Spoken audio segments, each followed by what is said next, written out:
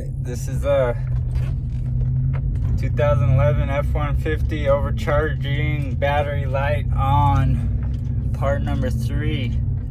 As it turns out, the wire that I repaired in the very first video was the problem, and I just overlooked or didn't think about that would have popped the fuse also when that arced out, and which it did. So the number 2 video, I thought that I didn't get it repaired. Well, the fact is that I did get it repaired, but I just had to also replace the fuse. It was like number 46 or something. It's a little mini fuse, 10 amp up under the hood.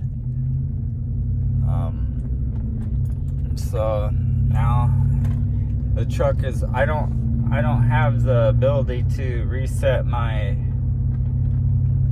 BMS system or my ECM, but you know, you drive the truck or let it sit for like 8 hours, I think it is, or drive it for 4 hours or something, and the voltage is slowly coming down. It was at 15.2, which is the deal breaker. You hit 15.2 and the fucking truck goes into limp mode, which I can attest for. So right now the truck voltage is lower than it's ever been since I've gotten the truck. It's always been right at 14.2, and right now it's bouncing between 13.6 and 13.7. And so I think I got it, man. I think I figured it out. Like, my battery light's not on. I've been rolling around the neighborhood now for fucking 20 minutes. My neighbors think I'm fucking nuts, but I'm just trying to get this thing to, and the voltage is still going down, 13.5. I would think normal would be like 12.9, 12.8, somewhere in there. But I'm pretty fucking stoked, and you know, this is 4 years in the process of trying to figure this motherfucker out, dude. And finally the other day, that wire just, instead of just arcing out, it fucking grounded out, and you know, it popped that fuse, and then I got the yellow wrench for the first time. I never saw that before, and I thought I saw everything that this truck has, you know. I mean, I've done everything to this thing. Hey, hi.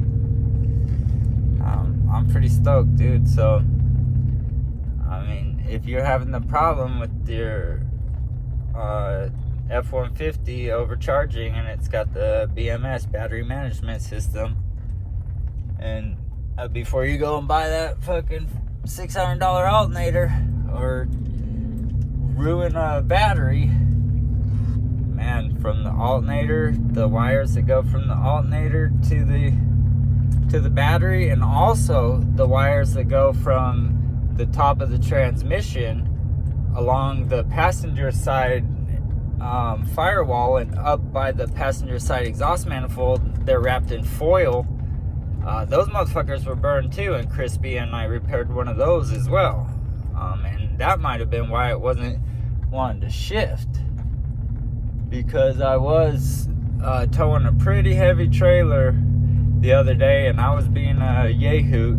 I mean, I didn't have my gauges turned on the media center or whatever, so I couldn't see my exhaust gas temperature, but I'm sure it was over 2,000 or whatever the fucking high is. I think it's 2,000.